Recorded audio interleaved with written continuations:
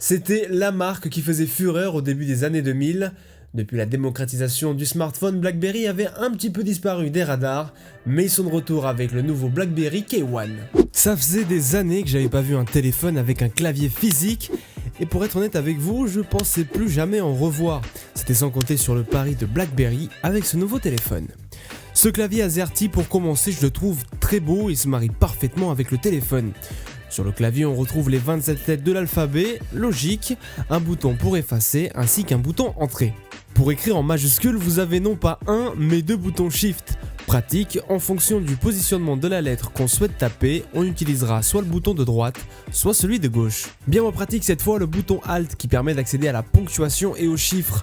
Pour taper sur la partie de droite du clavier, aucun problème, mais si vous voulez accéder au 7, au 4 ou à l'astérisque, c'est un peu compliqué, on regrette justement comme pour le bouton Shift, une deuxième touche Alt. Pour pallier à ce problème, la marque a pensé à l'option clavier numérique pour tout ce qui est chiffres et ponctuation en cliquant sur Sign. Le dernier bouton et pas des moindres, la barre d'espace. Si je vous en parle, vous vous doutez bien qu'elle cache quelque chose. En effet, c'est ici que le lecteur d'empreintes digitales a été placé. Très malin de l'avoir inclus au clavier au lieu de le rajouter au dos par exemple. En plus de servir à écrire, ce clavier est tactile. Vous pourrez donc vous en servir pour scroller, que ce soit verticalement ou horizontalement. Lorsque vous écrivez et que vous vous trompez de mots, il suffit de balayer le clavier de droite à gauche. Pareil, lorsque le téléphone vous propose des mots, un balayage vers le haut et le tour est joué. Dernière feature très pratique, le clavier peut vous servir de raccourci. Ça se fait assez intuitivement en plus. Imaginons que vous souhaitiez ouvrir Instagram, il suffit d'appuyer sur le i ou n'importe quelle autre touche et de choisir Instagram. Si j'ai choisi i pour Instagram, c'est aussi pour vous montrer que le système est bien pensé. Instagram commence par un i, donc le logiciel va vous proposer de l'affilier directement à Instagram. D'ailleurs, vous avez deux possibilités pour le raccourci, un appui long ou un appui court. Ce sont donc deux raccourcis différents. En faisant quelques maths, on sait qu'il y a 26 lettres dans l'alphabet. Il y a donc 52 raccourcis disponibles. Enfin 52... Non, en réalité il y en a 53. Car à ma grande surprise, le bouton juste ici ne sert pas à déverrouiller, mais c'est simplement un bouton raccourci. Il est d'ailleurs mal positionné selon moi, car il y a bien un bouton prévu pour déverrouiller son téléphone, mais il se situe à gauche, alors que inverser les deux boutons ça aurait été beaucoup plus naturel. Du coup on a tendance à appuyer sans cesse sur le bouton de droite, même après plusieurs jours d'utilisation. D'ailleurs on se demande l'utilité de ce bouton. Si dans un autre téléphone le fait d'avoir un bouton physique qui sert de raccourci aurait été une bonne idée, là on voit pas trop l'intérêt en sachant qu'on en a 52 autres.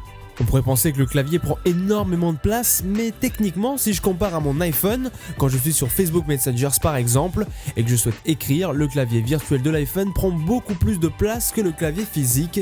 On a donc plus de place sur l'écran.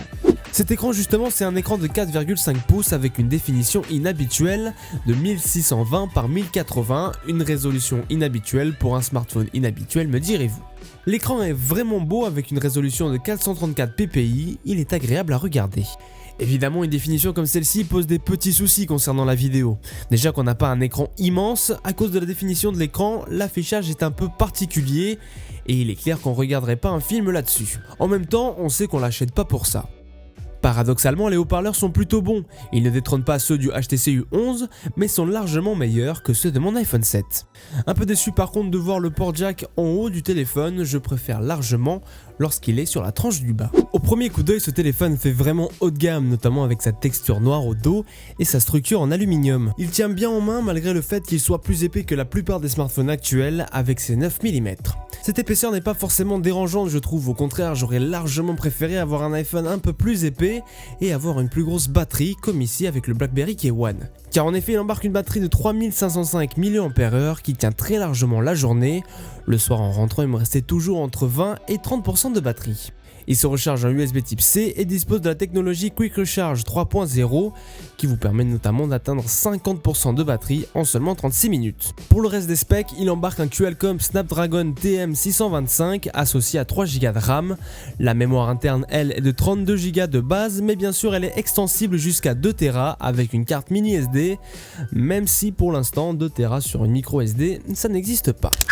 Côté photo, sur le papier ça promet, le téléphone embarque à l'arrière un capteur Sony IMX378 de 12 mégapixels, le même que Google Pixel, téléphone que je considère comme l'un des plus performants pour la photo. Malgré ça, le traitement de l'image n'est pas aussi bon sur ce BlackBerry. Les photos sont de bonne qualité sans être excellentes. En de bonnes conditions, vous allez pouvoir prendre vos clichés sans aucun problème. En basse luminosité, c'est là que ça devient compliqué.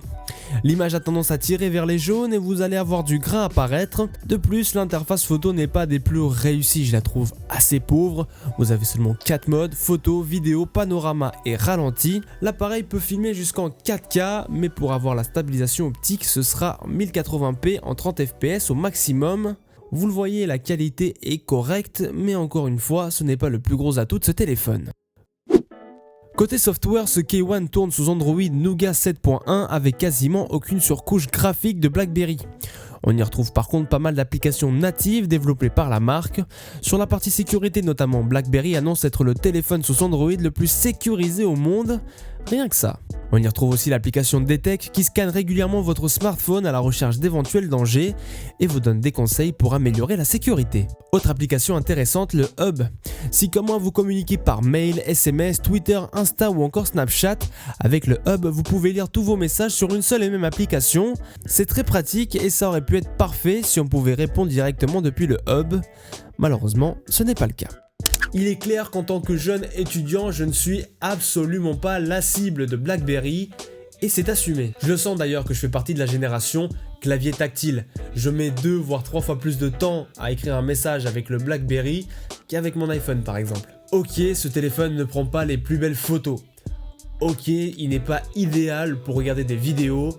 Ok, il n'embarque pas le dernier processeur. Mais on a enfin un téléphone qui change de tout ce qu'on peut voir depuis 3-4 ans et ça, il faut le souligner. Le prix annoncé est de 599 €. Au début, j'avais directement envie de vous parler de la concurrence. Mais est-ce qu'un Huawei P10 ou un LG G6 sont-ils vraiment les concurrents directs de ce téléphone ? Pas vraiment en fait. Le BlackBerry est à part et il est vraiment destiné à ceux qui ont envie d'avoir un clavier physique, ceux qui ont envie d'acheter un BlackBerry. Les gens qui vont acheter ce BlackBerry, ça va pas être ceux qui vont se dire j'ai 600 €, qu'est-ce que je peux acheter avec ? Mais ça va être plutôt les gens qui vont se dire je veux un BlackBerry, combien ça coûte ? Est-ce que ce téléphone vaut 600 €? Je pense que là on est sur le même raisonnement que pour les iPhones. Bien sûr qu'un iPhone 7 est trop cher si on s'arrête uniquement sur les composants du téléphone. Il y a énormément de téléphones sur le marché bien plus puissants que l'iPhone et qui sont bien moins chers, mais est-ce qu'on achète un iPhone pour sa puissance ? Non, on l'achète pour sa simplicité ou alors on l'achète pour l'iOS. Et pas pour BlackBerry, c'est pareil. On n'achète pas un BlackBerry pour regarder des vidéos ou pour prendre des photos, non. On achète un BlackBerry parce qu'on a envie d'avoir le confort d'un clavier physique. Est-ce qu'il m'a plu ? Clairement, c'était vraiment une expérience nouvelle, une expérience que j'ai pas ressentie depuis quelques temps avec un smartphone. J'avais l'impression d'avoir quelque chose de nouveau entre les mains, quelque chose qui change vraiment par rapport aux autres smartphones, et ça c'est plaisant. Est-ce que pour autant je l'aurais acheté ? Je pense pas. Simplement, je ne suis pas la cible. Ce téléphone, je n'en ai pas besoin. À voir si ce BlackBerry K1 va convaincre le public de passer sur un clavier physique. D'ailleurs, dites-le moi vous dans les commentaires si vous seriez prêt à passer d'un clavier virtuel à un clavier physique et si ce BlackBerry K1 vous a plu. C'était Mike, j'espère que cette vidéo vous a plu. N'hésitez pas à laisser un pouce bleu et à partager. Moi, je vous dis à la prochaine. Prenez soin de vous. Salut!